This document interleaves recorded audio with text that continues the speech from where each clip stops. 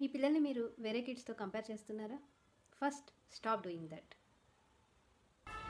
Every time మనం వాళ్ళని ఇలా కంపేర్ చేయటం వల్ల వాళ్ళు మోటివేట్గా ఫీల్ అవ్వరు, ఇంకా వాళ్ళు తక్కువని ఫీల్ అవుతారు. దానివల్ల వాళ్ళు స్లోగా వాళ్ళు ట్రై చేయటం అనేది స్టాప్ చేస్తారు and they start escaping into phones or excuses.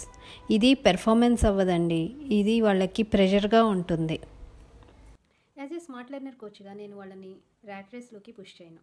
నేను వాళ్ళని వాళ్ళతో కంపేర్ చేసుకునేలాగా చేస్తాను. అది ఎలా అంటే, లైక్ నువ్వు లాస్ట్ వీక్లో ఎలా ఉన్నావు, ఇప్పుడు ఎంత ఇంప్రూవ్ అయ్యావు, అండ్ అలాగే నిన్న కన్ఫ్యూజన్లో ఉన్న టాపిక్ ఈరోజు క్లియర్ అయిందా, లైక్ నువ్వు లాస్ట్ వీక్. సో ఇలా వాళ్ళ డౌట్స్ని నేను క్లియర్ చేస్తాను.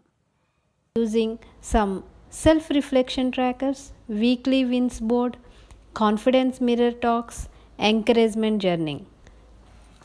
ఇప్పుడు వాళ్ళు నేను బెటర్ అయ్యాను, నేను ట్రై చేస్తున్నా అని వాళ్ళకి కాన్ఫిడెన్స్ వస్తుంది. ఒక మదర్ తన ఫీడ్బ్యాక్ని నాతో ఇలా షేర్ చేసుకున్నారు. మా బాబు ఫస్ట్ కంపారిజన్తో చాలా టెన్షన్గా ఉండేవాడు, కానీ మీరు సెల్ఫ్ ప్రోగ్రెస్ని చూపించిన తర్వాత తను చాలా హ్యాపీగా కాన్ఫిడెన్స్గా ఉన్నారు. ఇది మార్క్స్ కన్నా చాలా గొప్ప విషయం. ఇది కేవలం అకాడమిక్ గ్రోతే కాదు, emotional freedom and confidence reborn. మీ కిడ్స్ కంపారిజన్తో కాకుండా క్లారిటీతో గ్రో అవ్వాలి అంటే నేను మీకు హెల్ప్ చేస్తాను. DM me own race.